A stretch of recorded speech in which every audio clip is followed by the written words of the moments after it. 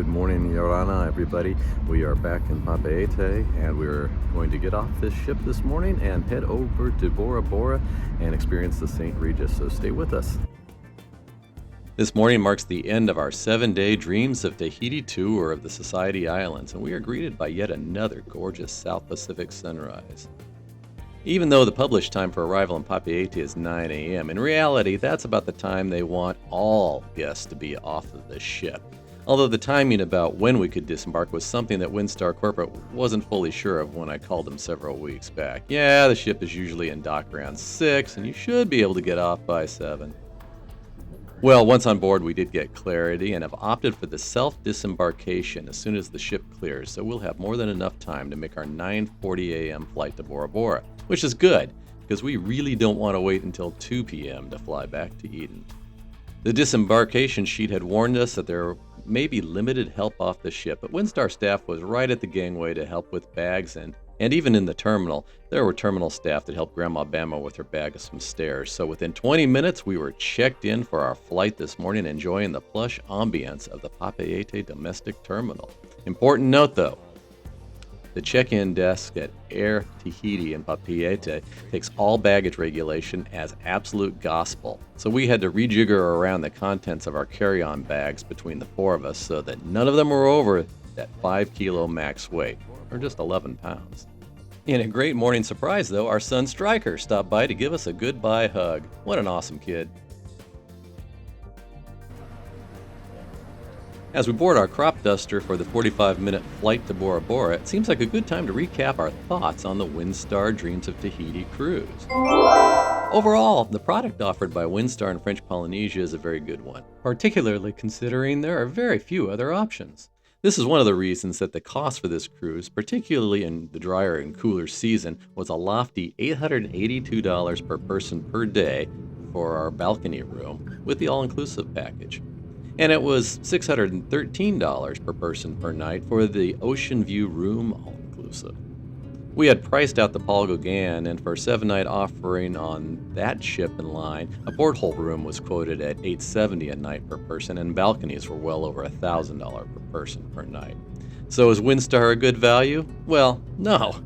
But if you want to go to French Polynesia on a budget, which actually we probably will do next time, find a nice quiet rental on an island like Huahine. The ship itself, the Star Breeze, well, we were extremely impressed with the improvements made by Windstar to these ships.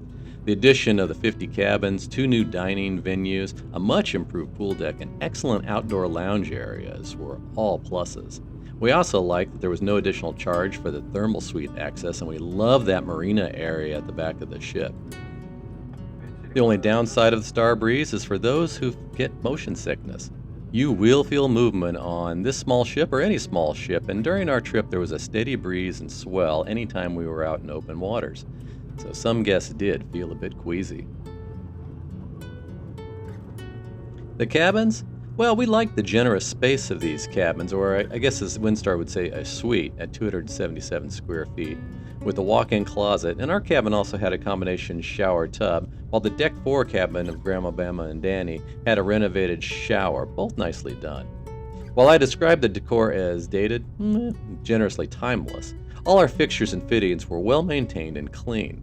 Our only complaints were that the Ocean View cabin on Deck 4, the window got a little grimy by day 2, which affected the view. And in our balcony room, the door would not latch fully closed, so when the ship did move in those heavier seas, we could hear it creaking from the door while we were trying to sleep. Unfortunately, this was reported, but never fixed during our cruise. As far as the dining and food and beverage, we were pleasantly surprised. We ate at all the dining venues, and I'd say they were always good to very good. We ate at Candles, the steakhouse, 3 times during the trip, and had steaks and seafood cooked perfectly each time. And I really have to give a shout out to Rex, the restaurant manager, for the excellent attention and service. And 4, the main dining room was very good, but I will echo from other guest reviews I've seen that their menu is different every night, but surprisingly limited in the overall offerings, although what we did have was very good. We really liked the Star Grill for lunch for their delicious smoked and rotisserie meats. Danny and I enjoyed Bamboo and Basil, but I think there's a limited audience for this venue with the current menu and the demographic on Windstar. There were also two dining events on Motus. We had a beach barbecue in Taha'a and the Feast and Fire in Bora Bora, as you saw. From a food perspective, let me just say I hate the buffet line on the beach. And it's not a knock on Windstar. I have the same critique for other lines as well. Between bugs, wind, sand, food that either cools off too fast or warms too much, and watery drinks from melted ice, the whole thing is a better in concept than reality. And it's a shame because the crew does an amazing job getting all the food and drink over to a small island. So the beach barbecue lunch was meh. The food at the Feast and Fire was better, and highlights were the seafood skewers, paella, and the sushi. Okay, so the real reason you come to Tahiti is to experience this amazingly beautiful part of the world, and this did not disappoint. During the 7 days, we had purchased 3 excursions through Windstar and 2 directly with local operators, and we had one beach day the morning before the Bora Bora Feast and Fire on that same private Motu. While the excursion prices through Windstar were anywhere from 35% to 100% more than direct booking, the quality of the tours were excellent. We really enjoyed the Motu days on Bora Bora and Taha'a, even with the breakdown of our transport boat on Bora Bora. A key part of this itinerary is also getting to know a little bit about French Polynesia, and Windstar does this through their Polynesian ambassadors. We particularly loved getting to know Stryker and Takei on this journey, and they were charged with getting guests involved with shows, learning crafts, and providing Tahitian music during the trip. On the evening we were docked in Raiatea, we were also treated to the Mamas and Papas, not that 60s groups. A local group of musicians and dancers performed on the pool deck. Wonderful and beautiful. As far as service goes, the hotel part of the Star Breeze is excellent. Julian runs a high-quality organization. We cannot speak highly enough about him and his team. Even before our first lunch ended, team members knew us and were addressing us by our first names. We like this informal yet attentive style of service on board. Adai, our barista in the yacht club, took care of us every morning as the sun was rising on each island, and restaurant service was always attentive but not rushed. As far as embarkation and disembarkation went, we'd give both of those top scores for the ease of getting on and off the Star Breeze during this trip, although I would say their communication ahead of time could be a little bit better. Finally, as we discussed in episode 4, pre-cruise website interaction with corporate, it's terrible. Let's just say, if you need to do anything prior to cruising, from providing your passport data to booking an excursion, just call, or better yet, have your travel advisor call. Windstar's technology, in a word, sucks. So the 2 questions to answer at the end of any cruise: would we travel on this itinerary again? No. While we will go back to Tahiti, we will likely choose a small, quiet island like Huahine or Taha'a and rent a place and car and get to know the islands and the people at a deeper level. The real treasure of this place is her people. Would we sail Windstar again? And that answer is probably. This was our first experience with Windstar, and overall we liked the informal yet attentive vibe, but more importantly, we like small ships and interesting itineraries. It's not our norm, it's not Seabourn or Silversea, but I think it's not trying to be that level of ultra luxury either. So Windstar will have a few more blemishes than the ultra luxury space, and I think guests considering Windstar versus other lines need to understand that.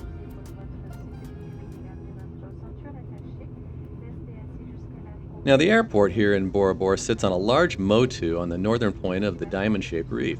The airport was opened in 1943 as part of the American operation to secure the Society Islands in World War II and create a strategic refueling point.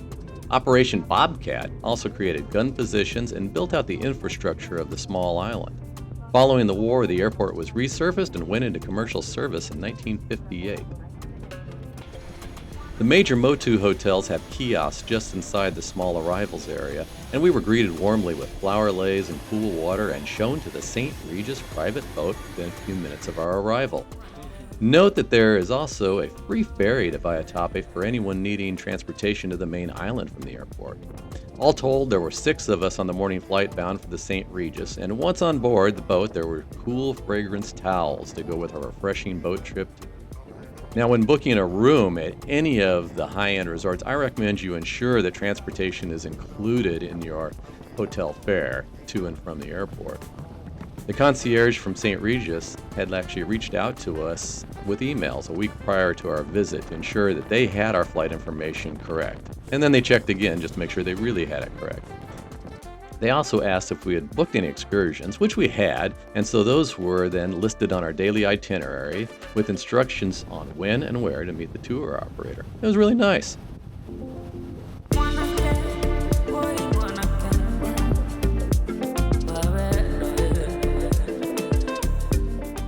As we arrive at the dock, we're a little disappointed. No Vince Vaughn or Stanley with a C in sight, but we were greeted by Tessa, who would be our butler for our short stay. And first things first, Tessa takes us all on a tour of the resort.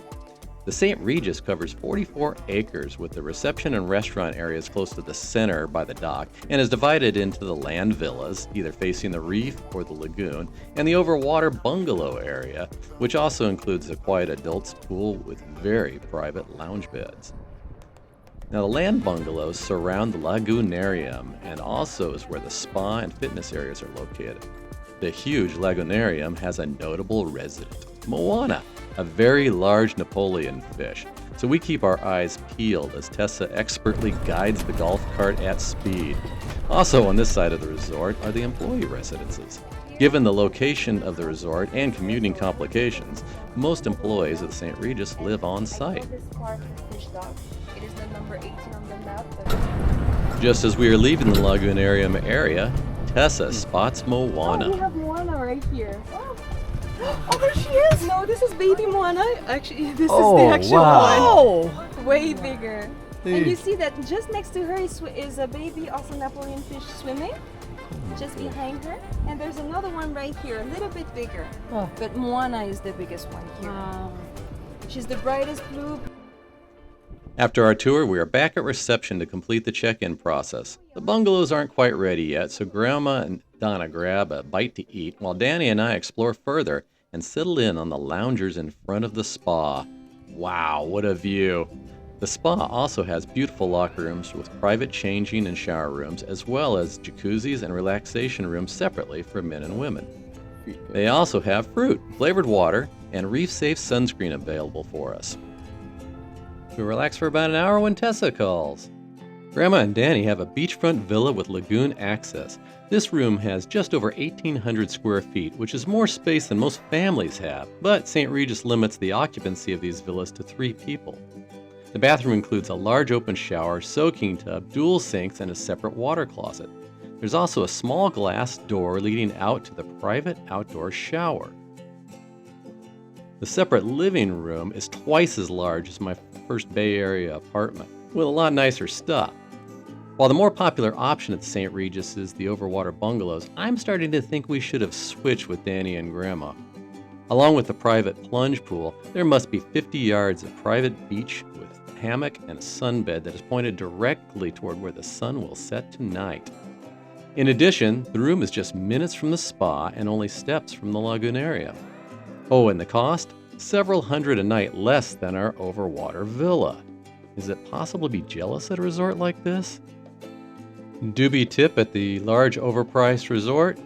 If you value privacy, you might really want to consider this type of villa. Just after taking a quick dip in the Lagoon Villa plunge pool, it was time to meet Tessa and head to our deluxe Mount Atamanu Overwater Villa.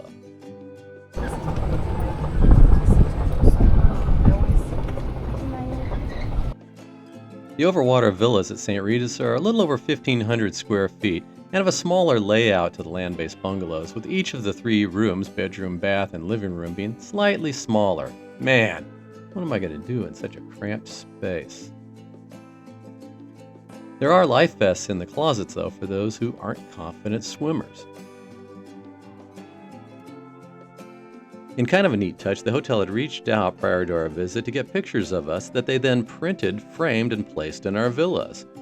We also had a few snacks available to us and 2 small bottles of local rum in each of the villas.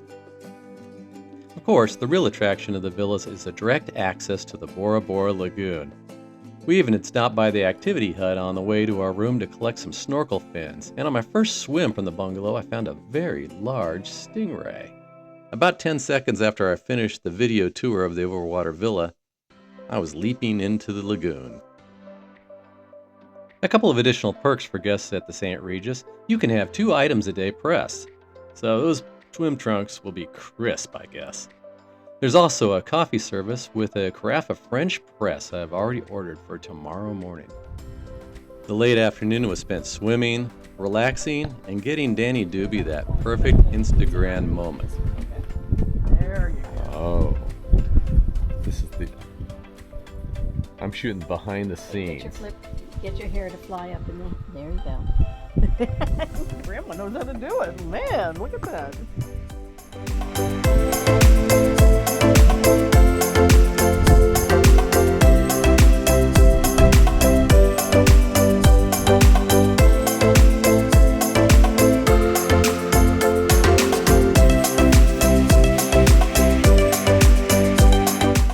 Dinner tonight is in the Aparima Bar. It's grill night, so a little huli chicken for me and steak to go with these tasty little baguettes. Our server asked us about a cat allergy when we sat down. Turns out, Regis the cat is likely to join you for all your meals. Although we didn't see him tonight, you'll see him tomorrow. Belly's full, we head back to our villas where, no joke, couples retreat plays on repeat. A bucket list item, here in our Overwater bungalow in Bora Bora. Now tomorrow we're going to hit the jet skis and go around the island once more. So from our own private Eden, we'll say goodnight.